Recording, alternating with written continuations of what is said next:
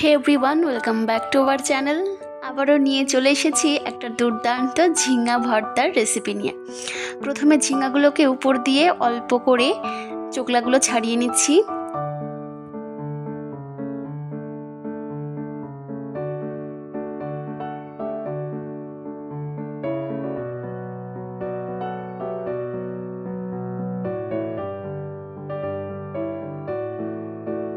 আলাদা একটা পাত্রের মধ্যে পরিষ্কার জল দিয়ে 2-3 বার ধুয়ে তুলে নিচ্ছি।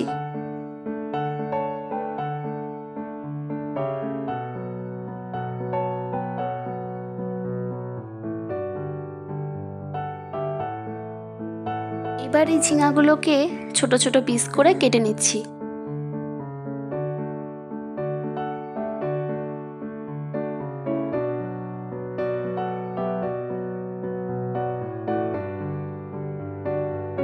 কড়াইয়ে দিয়ে দিচ্ছি পরিমাণ মতো জল, সিদ্ধ করতে যতটা জল ঠিক প্রয়োজন হয়। এবার ঝিঙ্গাগুলো দিয়ে দিচ্ছি।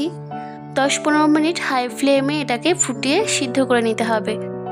একটা ঢাকনার সাহায্যে ঢেকে দিচ্ছি, এতে করে তাড়াতাড়ি সিদ্ধ হয়ে যাবে। প্রায় সিদ্ধ হয়েই এসছে। এই পর্যায়ে গোটা একটা পেঁয়াজ কুচি, গোটা একটা রসুন আর দিয়েছি 4-5টা কাঁচা লঙ্কা। ঝালটা আপনাদের স্বাদ মতো দেবেন। নাড়াচাড়া করে আবারও একটা ঢাকনার সাহায্যে ভালো করে 5-6 মিনিট ফুটিয়ে নিতে হবে এটাকে।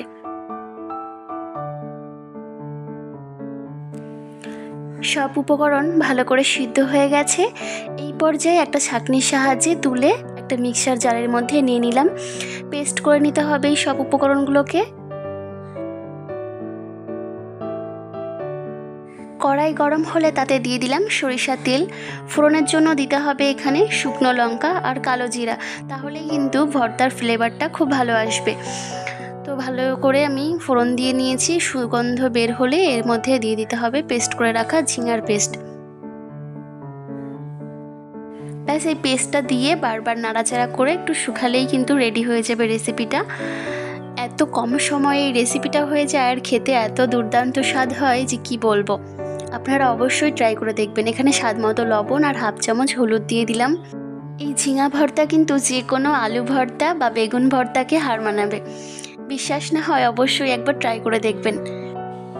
হাই ফ্লেমে 10-15 মিনিট ভালো করে এটাকে জাল দিয়ে একটা শুকনো ডোর মতো তৈরি হয়ে যাবে। তেল ছাড়তে শুরু করবে এবং কালারটাও কিন্তু চেঞ্জ হয়ে যাবে। ওই পর্যায়ে নামিয়ে নিতে হবে। দেখুন আমার এখানে প্রায় কালারটা চেঞ্জ হয়ে এসছে। আরও কালার চেঞ্জ হবে, আরও কিছুক্ষণ আমাকে জাল দিতে হবে। এই পর্যায়ে কিন্তু ফ্লেমটা লো করে দিতে হবে, লো টু মিডিয়াম করে দিতে হবে, না হলে পুড়ে যাওয়ার সম্ভাবনা থাকবে। আরও 5-7 মিনিট লো টু মিডিয়াম ফ্লেমে ভালো করে জাল দিয়ে নেব। আপনাদের আমার চ্যানেলটিকে সাবস্ক্রাইব করার অনুরোধ রইল। ভালো লাগলে রেসিপিগুলো তাহলে অবশ্যই কমেন্টে জানাবেন।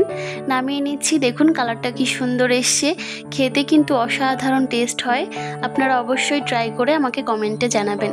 দেখা হচ্ছে নতুন আর একটা রেসিপিতে। ধন্যবাদ।